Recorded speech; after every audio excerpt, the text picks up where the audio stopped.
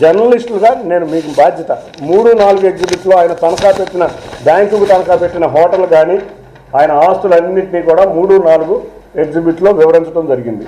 అంటే ఈయన దగ్గర ఉన్న ఇల్లు కానీ, ఈయన దగ్గర ఉన్న హోటల్ కానీ, వెస్ట్ సైడ్ కానీ, ఆటోనగర్లో ఉన్న సైట్ కానీ, ఈయనకు నారాయణ వచ్చే రెంట్ ఉన్న బిల్డింగ్ కానీ అన్నీ కూడా 2011లోనే తనఖా పెట్టి బ్యాంకుకు అప్పచెప్పారు. 2016లో ఎన్పిఏ అయిపోయి 2016 నుంచి కూడా ఈ ఆస్తులన్నీ కూడా బ్యాంకు ప్రజల ఆస్తి.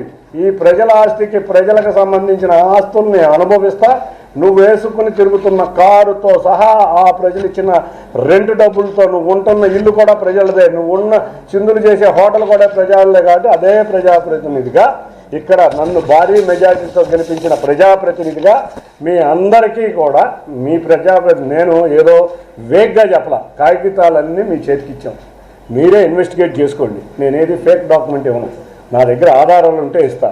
కాబట్టి నేనేదో ట్విట్టర్లోనూ రెట్లేను. కాబట్టి దీని మీద ఈ భారీ భూ స్కామ్ మీద అధికారుల దృష్టికి తీసుకెళ్తాం, భారీ ట్యాంక్ స్కామ్ మీద అధికారుల దృష్టికి తీసుకెళ్తాం.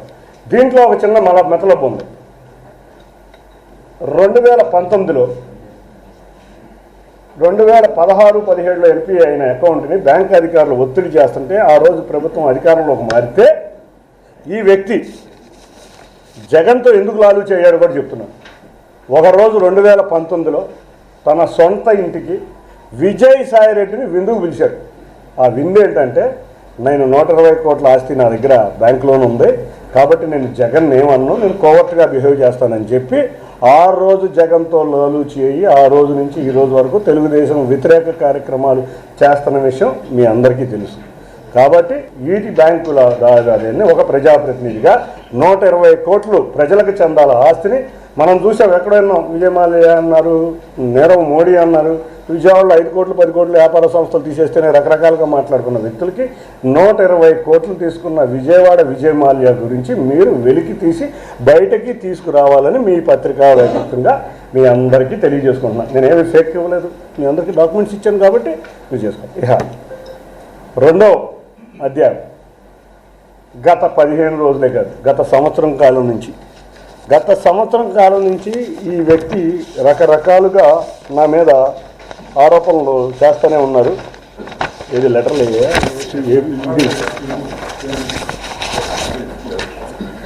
ఇప్పుడు నిన్నేదో ఈడీకి ఒక లెటర్ రాశానని మొన్న ఒక లెటర్ పెట్టాడు. 2026/12 ఈడీకి ఒక లెటర్ రాశాడు. మీరందరూ కూడా సోషల్ మీడియా వేదికగా వీటిలన్నింటినీ కూడా చూశారు. నేను ఒకటే కోరుతున్నాను, 2025లో కూడా నాని గారు ఈడీకి ఒక లెటర్ రాశారుగా, ఆ రోజు మీరందరూ చూశారుగా. 2026లో కూడా లెటర్ రాశారుగా.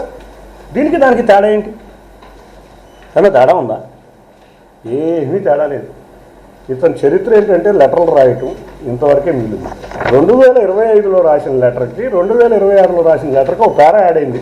దీన్ని చాట్ జీపీటీలో ఒక ప్రింట్ తీసుకుని రకరకాలుగా ఒక పారాగ్రాఫ్లు మార్చుకుని చేసిన లెటర్లు. దీన్ని చూసుకుని మీరు అందరూ ఏమంటారు, రోజు ఏదో ఆరోపణ అంటారు. కొత్త ఆరోపణ ఏమైనా ఉందంటే మీరు డెఫినెట్గా అడిగితే నేను ముందుకు వచ్చి సమాధానం చెప్పడానికి నేను ఎప్పుడూ కూడా రెడీ. ఒక విషయం చెప్తున్నాను, మీరు తెలుసుకోవాలి. 2009లో ప్రజారాజ్యం చిరంజీవి గారు ప్రారంభించారు. చిరంజీవి గారు ప్రజారాజ్యం ప్రారంభించిన సమయంలో ఈయన ఆ రోజు ప్రజారాజ్యంలో చేరాడు. ఆ రోజు బయటకు వస్తా ఈయన అన్న మాటలు ఏంటంటే, చిరంజీవి గారిని కానీ, పవన్ కళ్యాణ్ గారిని కానీ, అరవింద్ గారు కానీ, వీళ్ళు టిక్కెట్లు అమ్ముకున్నారు, వీళ్ళు ఫ్రాడు. ఇది ఆయన చెప్పిన డైలాగు. ఆ రోజు అందరికీ, మీడియా మిత్రులందరికీ తెలుసు. తర్వాత 2014లో ఈయన కోనేరు రాజేంద్ర ప్రసాద్ గారు పోటీ చేశారు. వాడు ఒక ఇంటర్నేషనల్ ఫ్రాడు. ఇతను మాట్లాడిన డైలాగ్ ఏంటంటే, అతను ఒక ఇంటర్నేషనల్ వాడు అనేవాడు. నేను ఇది కూడా నేను అతను చెప్పిన క్లియర్ మాటలు చెప్తున్నాను. నేనైతే ఆయన అంట, వాడు ఒక ఇంటర్నేషనల్ ఫ్రాడ్ అన్నాడు. 2019లో ఈయన మీద పీవీపీ గారు పోటీ చేశారు. వారిని కూడా ఒక ఇంటర్నేషనల్ ఫ్రాడ్ అన్నాడు.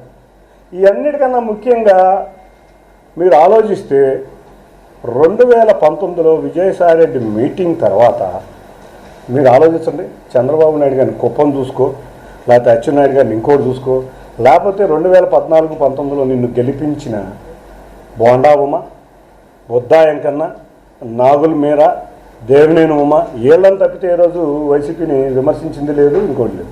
అన్నిటికన్నా ముఖ్యంగా ఇంకోటి చెప్తా,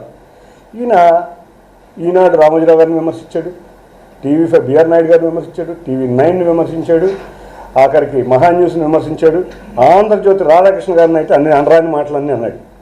ఈయన విమర్శించింది ఒకటి, సాక్షి పేపర్ని ఏ రోజన్నా విమర్శించడం ఎవరన్నా చూసారా? సాక్షి మిగతా మీడియా చిన్న చిన్న విలేకరులను కూడా మీరు చూసాం. 2019 నుంచి 23 వరకు మీ అందరినీ బిర్యానీ పట్లాలకు అమ్ముడిపోయారు, ఆఖరికి మందు బాటిల్కి అమ్ముడిపోయారని రకరకాల వ్యాఖ్యానాలు మిమ్మల్ని అందరినీ చేసిన రోజులు ఉన్నాయి. అటువంటి వ్యక్తి కొత్తగా నన్ను విమర్శిస్తాడని నేను అనుకుంటాను. ఎక్కువ తప్ప అది పెద్ద విషయమే ఉంది. ఇతను మీరు చూస్తే ఆఫీస్లో ఇటుపక్క స్థలం ఆక్యుపై చేయడానికి అతను తిట్టాడు, ఇటుపక్క ఒక హోటల్ చిన్న వ్యక్తికి అటుపక్క చూశాడు, రోజు మీడియాలో చూసాం. ఆ రోజు ఏబి వెంకట